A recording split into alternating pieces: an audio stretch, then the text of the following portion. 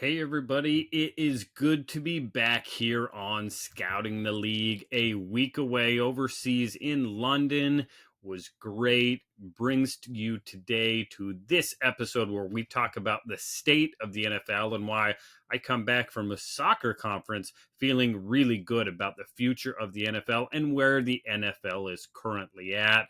Now, aside from there being way too many people in London for my liking, it was a great time, great experience. Football Transfer Forum, FTF 14, a soccer conference.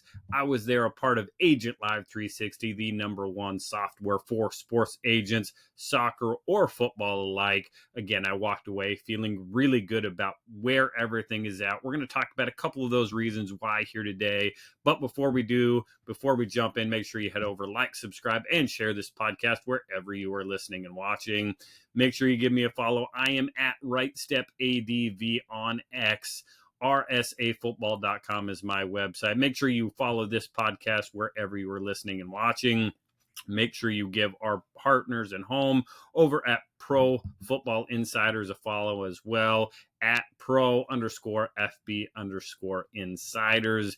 Make sure you have those notifications set. This Wednesday, Neil and I are going to go live as we get ready for Thanksgiving, live on YouTube, on X, and on Riverside as we talk about the last 5 or so winners of that NFL and Inside the League Best Draft Award winner, and how the candidates from those organizations are likely going to be at the front of some of these GM lists as we get closer to more of those being filled. Again, Chris Greer down in Miami is a name that's already out on the move.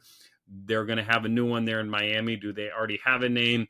We talk about kind of where they've come from, where they're going to go. Neil and I get into some of the most deserving names as we kind of shine a light on that area. So make sure you get that notification set. Wednesday, 11 a.m. Eastern, Neil and I will be on there. So make sure you get that signed up. Scouts, as you're getting off the road, getting ready for Thanksgiving, make sure you head over and check out thescoutingcommunity.com, an area community, an unofficial union for scouts across the NFL as we work together to make the scouting landscape better for you, better for everybody in the industry. More player reports coming as well as we get through December on Scouting the League. So make sure you check that out, and make sure you check out every episode we have. Check out bluemaka.com. Use code Scouting20 for those insoles as you put them in, improve your performance. But all of that aside, let's get to my time in London. Again, as I said, I was there as a representative of Agent Live 360, a sponsor for the Football Transfer Forum Conference, FTF 14, Agent Live 360. If you're an agent, have not checked it out, make sure you head over to agentlive360.com, sign up for a demo. Yours truly will be the one that sits down with you, shows you the entire software that, again, not just NFL, NBA, MLB, but soccer agents, rugby agents, agents from around the world are using Agent Live 360 to make themselves more efficient, a better agent in every aspect of their agency. So again, I was there with Agent Live 360. We were a part of this conference, and it didn't matter where I was at prior to or after the conference or at the conference. It was obvious the level of interest in American football was not going away and is not going away. Again, I would talk to people. I would start the spiel. We would talk Agent Live 360. And again, it was almost never, hey, American, you be interested in football? Yeah, okay, my background comes out a little bit, my scouting background, what I do currently.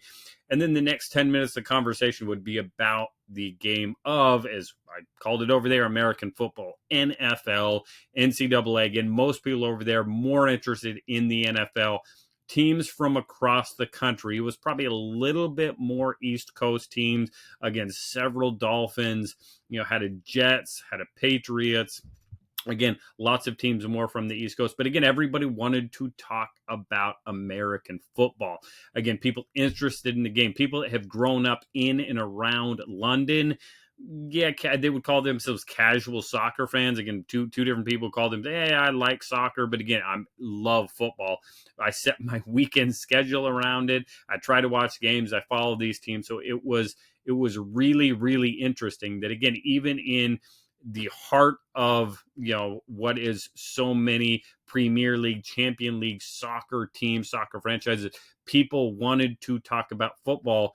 Even at a soccer conference, people wanted to talk about American football, NFL football. So again, it is not going away. People talk about the games. People are hoping an NFL franchise comes to, the UK, comes to London. Again, they would have a spot for it. The fans would show up. And again, as we talk more and more about the future of the NFL, it is probably going to happen at some point in some way. People there are ready for it. And again, that was one piece that just showed up over and over again. Another really interesting thing happened when one of the great speakers, and hopefully I get his name right, Gregor Reiter, again, an attorney in Germany, talked about how the German soccer landscape and the U.S. landscape when it comes to NCAA athletics and how they are approaching NIL, rev share, all that kind of stuff. Some unbelievable similarities. When you think about German soccer, German football, German soccer, the way that Gregor made the point that the teams in Germany, again, a tier down from Champions League, from Premier League, but again, really traditionally strong. Again, you're talking about almost 200 years of tradition for some of these franchises, we'll call them, dealing with what the current landscape is of competing on a dollar standpoint without losing the tradition of what these German soccer clubs have always been. Hey, does that sound familiar at all? And again, he talked about it in today's day and age in the NCAA landscape, so many similarities.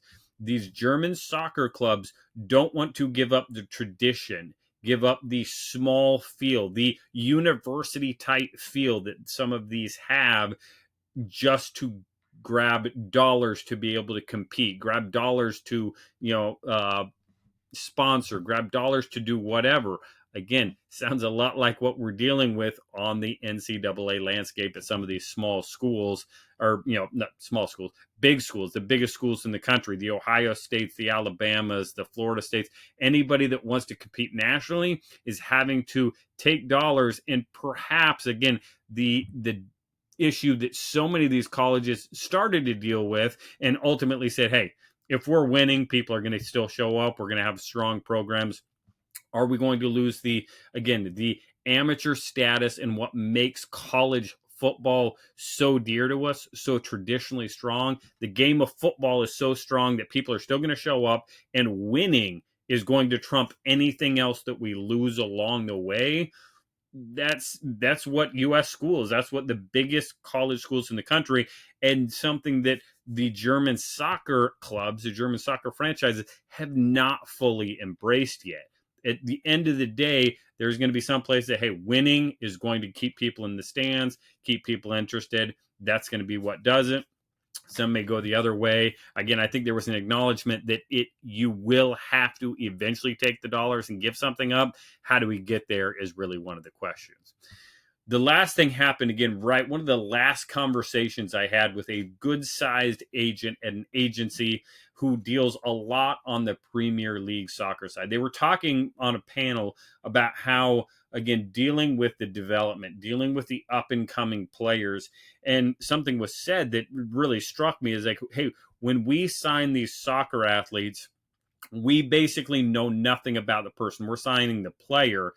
And it was very casually said about scouting and player evaluation that it's basically been a non-investment. Again, sitting back there thinking about how, again, Premier League to NFL comparison becomes the closest comparison from a revenue standpoint, from a highest of high, the best of the best, the way you put your teams together. And yet the Premier League, something that is so massively looked on from NFL franchise on how to do things, how to model things, they basically do not scout the players off the field. Again, talking to the edge, they don't know.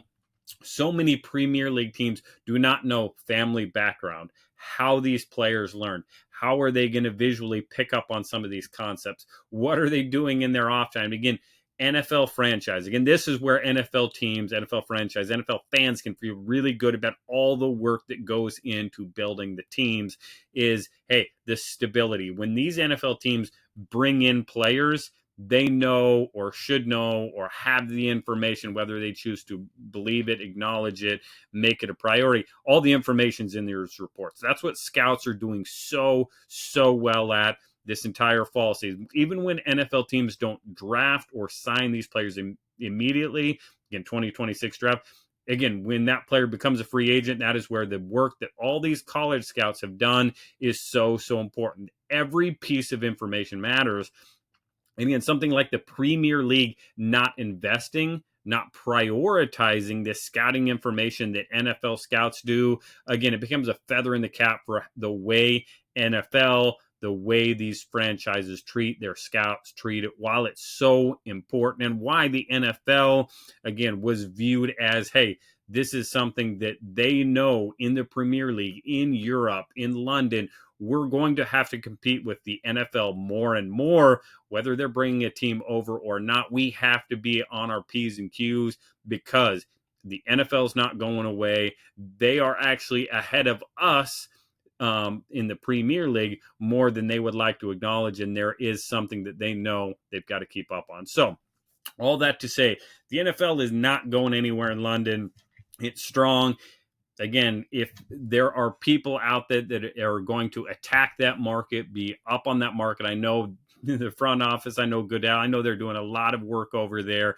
Again, it's going to be a new wave for everybody over there. And it could be an interesting battle, Premier League versus NFL at some point, or again, maybe a joint session where, hey, Premier League calls an NFL team, says, how do you approach your scouting staff?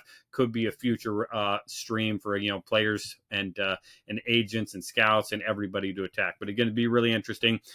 I would love to hear your thoughts. Again, if you are listening from somewhere over in London, somewhere over in Europe, what are your thoughts on the NFL, soccer? If you're in the U.S., what are your thoughts on the Premier League? What are your thoughts on German football, how it all fits together? Sport globally is growing so much. There are less and less barriers standing between anybody anywhere in the world, which makes sport and what makes football so great. Football, soccer, it's all great. It's all going forward. Let me know over at Right Step ADV.